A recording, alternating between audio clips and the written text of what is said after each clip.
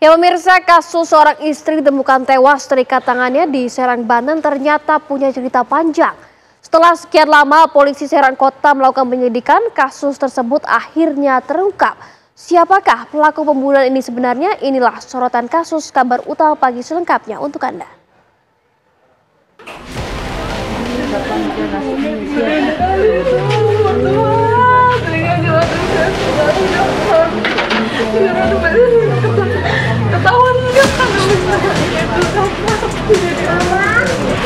Hari Sabtu itu direncanakan dari Bayah untuk pulang ke kota Serang.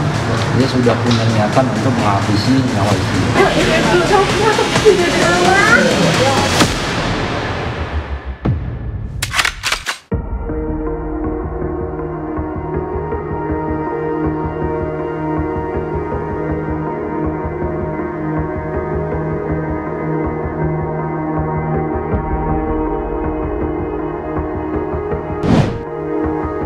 Mungkin kita masih ingat kasus pembunuhan yang terjadi di Serang, Banten yang menewaskan seorang istri dengan tangan terikat di atas tempat tidurnya pada 1 Juni 2025. Kisah ini berawal pada Minggu pagi, warga perumahan Purianggrek, Kecamatan Walantaka, Kota Serang, Banten digegerkan dengan penemuan mayat pasangan suami istri dalam kondisi yang mengenaskan. Keduanya adalah Wadison Pasaribu 37 tahun dan istrinya Petri Sihombing 35 tahun.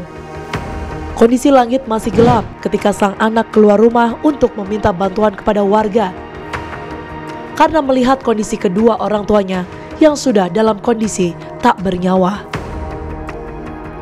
Salah seorang tetangga korban yang mendengar teriakan anak tersebut langsung menghampiri sumber suara yang tak jauh dari rumahnya. Johnson yang mendengar pertama kali cerita sang anak dan mendapatkan informasi dari sang anak langsung masuk melalui pintu belakang rumah Wadison Pasaribu. Dengan kondisi dalam rumah yang sudah porak-poranda, Johnson langsung menemukan tubuh yang terbungkus dalam karung. Keduanya ditemukan warga dalam kondisi dan posisi yang berjauhan. Petri ditemukan dengan tangan terikat di dalam kamar, sementara Wadison ditemukan di dalam karung dengan kondisi terikat di sekitar dapur rumah mereka. Saat itu semua saksi dan keluarga mengira jika Pasutri ini adalah korban dari pembunuhan. Ternyata semua yang terjadi hari itu jika Wadison Pasaribu adalah bagian dari korban pembunuhan adalah bohong belaka. Kisah Wadison Pasaribu terikat dalam karung ternyata hanyalah drama Wadison Pasaribu sendiri. Membuat seakan-akan dirinya adalah korban pembunuhan dan terlihat yang paling kehilangan. Gambaran inilah yang Wadison tampakkan ke semua keluarga saat itu. Tak berhenti sampai di situ, gelagat kesedihan pun dirinya hadirkan di hadapan semua khalayak ketika acara pemakaman istrinya. Wadison ternyata sudah lama menyiapkan adegan demi adegan drama ini.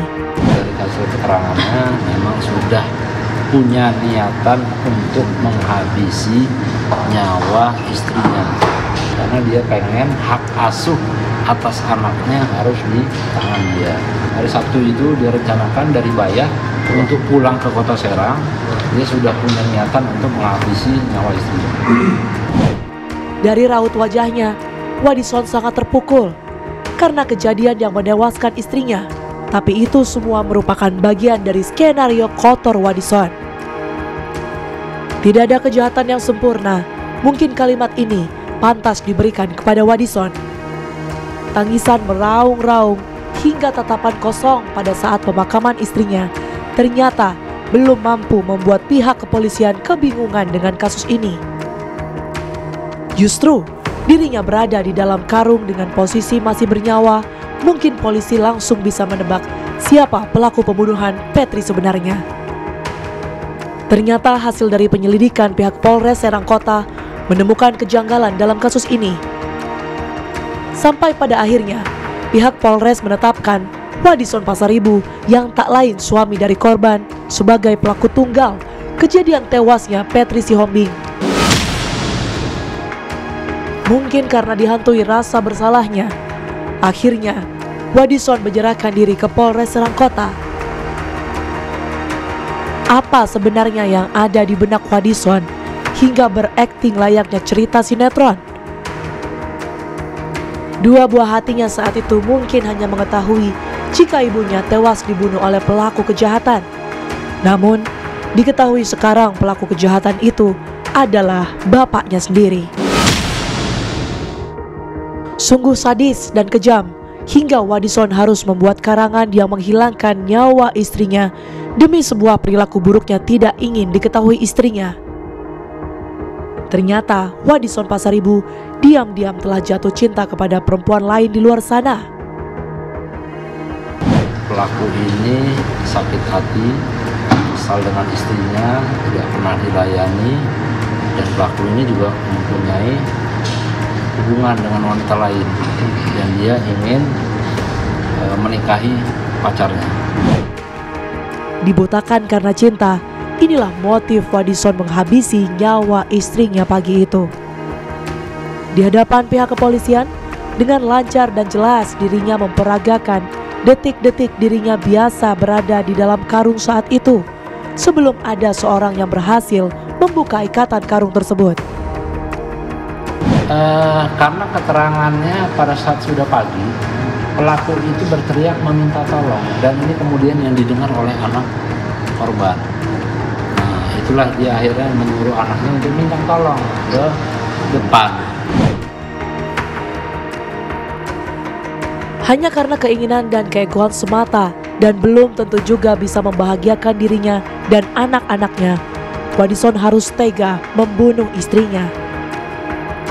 Semua yang Wadison ceritakan perihal peristiwa itu di depan pihak kepolisian mungkin hanyalah alibi semata. Sudah bikin simpul di dalam ya, di dalam karung ya. Di luar. Cuman simpul itu bisa dicapai ke dalam. Jadi kamu masukin ke sini, ke dalam dan keluar. Namun, yang paling terpenting dari peristiwa ini adalah tidak ada kejahatan yang sempurna. Dan tidak ada pelaku kejahatan yang tidak meninggalkan jejak kejahatan itu sendiri.